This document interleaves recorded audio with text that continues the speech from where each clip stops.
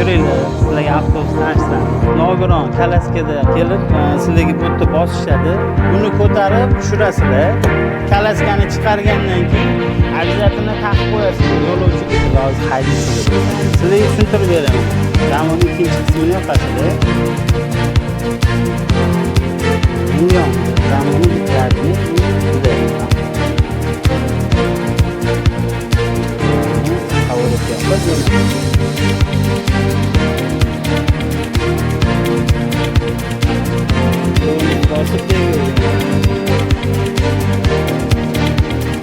Avtomobillarga texnik xizmat sohasida o'qiganman. BMT taraqqiyot dasturi va Transport vazirligi tashabbusi bilan ayollarga bepul o'qitish ochilgani uchun biz hozir o'sha dasturda o'qiyapmiz. Bundan men juda ham xursandman. Avtobus haydash o'zi meni orzuyim edi. Bunda meni amaqim ishlaganlari uchun bunga menda yana ham qiziqish bo'lgani uchun hozir o'qiyapmiz. 3 oy davomida nazariy bilim oldik va hozir amaliy mashg'ulotlarga chiqqanmiz.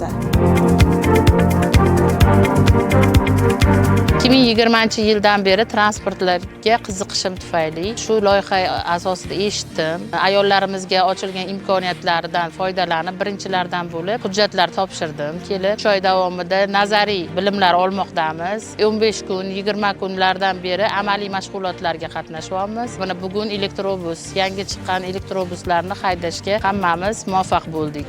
Bu avtobuslarning kattaligidan ancha qo'rqqandim. Haydab ko'rib, bunaqa qo'rqinchli emasligiga ishondim va ishonamanki, xalqimizga xizmat qiladigan haydovchilar qatoriga qo'shilaman men ham. Biz ayollarga mana shunday imkoniyat bergan, shu loyihani boshlagan tashabbuskor insonlarga kattakon rahmatimizni aytamiz. Oy davomida nazariyani bitirib, endi mana amaliy mashg'ulotlarga chiqdik. Bizga boshida Isuzu markali avtobus berishdi, lekin bu avtobus uni oldida juda ham tenglashtirib bo'lmas darajada zo'r, komfort avtobus ekan. Hamma guruhimizdagi qizlar maza qilib haydab, buni naqadar har taraflama imkoniyati va sharoiti zo'rligidan xursandmiz. Kelajakda xudo xolisa xalqimizga xizmat qilishga, qilona ishlab berib, bizlarni o'qitayotganlarning yuzlarini yorug' qilib berishlikka harakat qilamiz.